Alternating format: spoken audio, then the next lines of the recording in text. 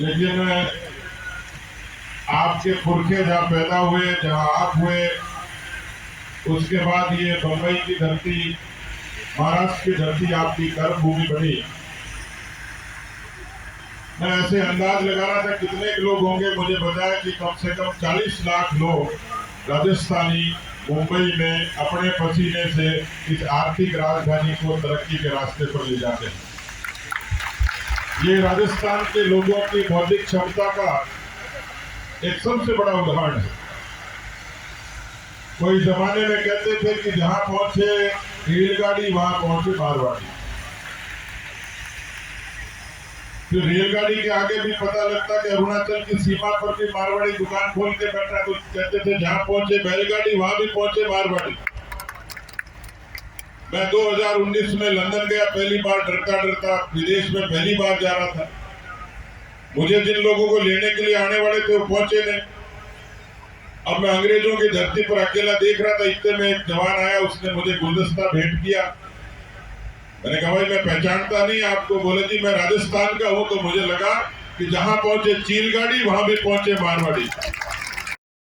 तो राजस्थान है, इसलिए राजस्थान का किसान जब परिश्रम करता है तो ये धरती अन्नपूर्णा होती है।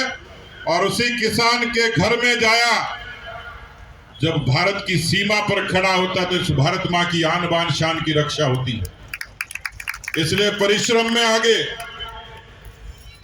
शौर्य में और बलिदान में आगे, बौद्धिक क्षमता में आगे, व्यापार में आगे, शिक्षा में आगे। अभी लोढ़ा जी को पूछा कि पोर्टफोलियो क्या है, तो बता रहे थे कि मेरे पास पर्यटन मंत्रालय है। लेकिन मुझे खुशी है कि दुनिया का कोई पर्यटक जब भारत में कदम रखता है तो हर तीसरा पर्यटक राजस्थान की धरती पर जरूर आता है। हमारे उस पर्यटन में ताकत, 57 तरीके की खनिज संपदाएं हैं। सोना चांदी की कविता नहीं है, सोना और चांदी निपजदा है राजस्थान की धरती पर। सबसे ज्यादा लघु उद्योग है, एमएसएमई जिसको कहते हैं, 6.5 लाख से ज्यादा यूनिट है। और आपने रूमा देवी को देखा होगा कि अकेली रूमा देवी बाड़मेर, कितनी रूमा देवी होंगी, लेकिन अकेली रूमा देवी बाड़मेर की 30,000 को कैसे पता? मैंने शक्ल से लग रहा है क्योंकि इतना मजबूत आदमी राजस्थानी हो सकता है। इसलिए गुजरात और राजस्थान और मध्य प्रदेश, महाराष्ट्र, इनमें साम्यता है, क्योंकि जन्मभूमि से कर्म भूमि तक का सफर हमें आर्थिक रूप से भी मजबूत बनाता है। हमारे बच्चे यहाँ शिक्षा लेते हैं, परवरिश लेते हैं और मजबूती से दुनिया के तमाम जगह जाते हैं। और एक साम्यता जिस नारे में है, यदि राणा प्रताप का संघर्ष नहीं होता तो मुगल इस तरीके से हिंदुस्तान की धरती को नहीं छोड़ते और वीर शिवाजी महाराज हुंकार नहीं भरते तो मुगलों के घुटने नहीं टिकते।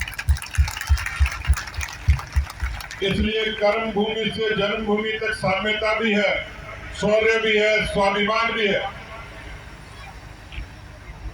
और जिस बात का संकेत अभी लोढ़ा जी ने किया, मैं राजस्थान से आया हूं, ये राजनीतिक मंच तो नहीं है, लेकिन मैं गोविंद जी को, रतन सिंह जी को, हमारे जालोर के अध्यक्ष श्रवण सिंह जी को, सिरोही के अध्यक्ष नारायण जी पुरोहित, फिर क्या कारण है कि राजस्थान का आदमी